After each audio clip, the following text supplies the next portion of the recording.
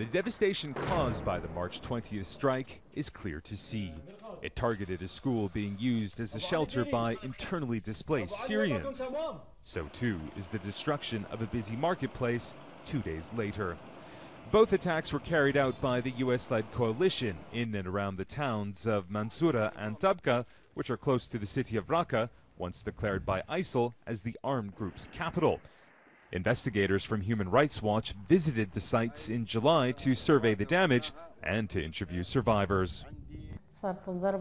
When the strike happened, we were all sleeping. The whole school shook because of the strike. The second strike killed my mother and all my brothers, as well as my uncles. Investigators say they have collected the names of at least 84 civilians who were killed in the bombings, including 30 children, and warned that number could be much higher, as it's believed many bodies remain buried under the rubble. The US-led coalition against ISIL, which includes the Syrian Democratic Forces, a collection of Arab and mostly Kurdish fighters, has acknowledged carrying out the airstrike against the school, claiming it was a suspected weapons storage facility. Officials say they're still investigating the circumstances surrounding the marketplace bombing.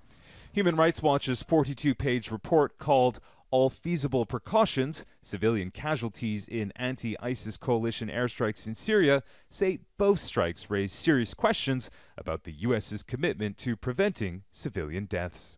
We know that President Trump ordered the military to delegate authority to approve strikes to lower levels.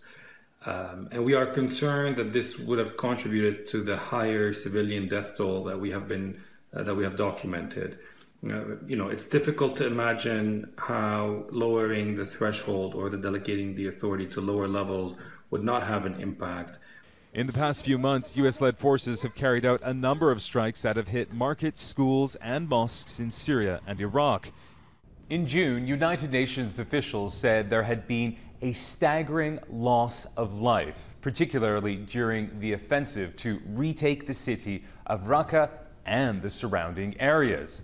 A fight which is still ongoing. Imtiaz Tyab, Al Jazeera, Beirut.